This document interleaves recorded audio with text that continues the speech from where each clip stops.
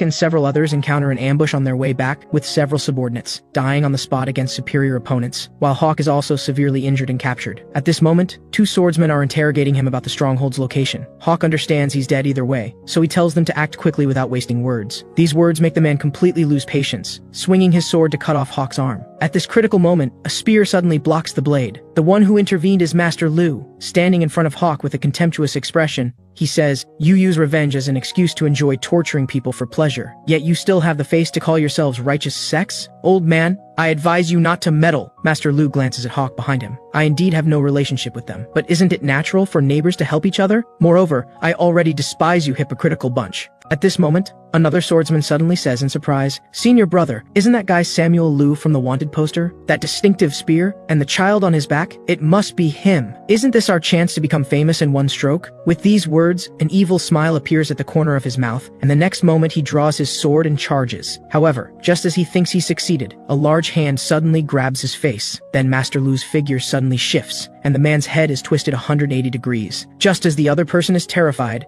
a spear instantly pierces through the man's chest, the next moment skewering the senior and junior brothers heart to heart together. From this moment on, the old man's fate becomes tied to the bandits. The two quickly return to the mountain together, and seeing the old man arrive, the bandits all happily come to greet him. They seem convinced that as long as the old man is willing to help, even a group of swordsmen wouldn't be a match. But Master Lu obviously doesn't think so. When he was still wandering the martial world, he had seen true Wudong masters, so he understands that if next time it's not these inexperienced youngsters, it will be an unavoidable disaster. Then the old man learns from Redmond that Wudong sent out 10 people this time, including 3 first-generation disciples. First-generation disciples are all masters who can use sword energy, and among the bandits, only the boss can fight them. Fortunately, the old man has already thought of a strategy, which is to lure them to one place and then surround them, just like when dealing with the demon wolf.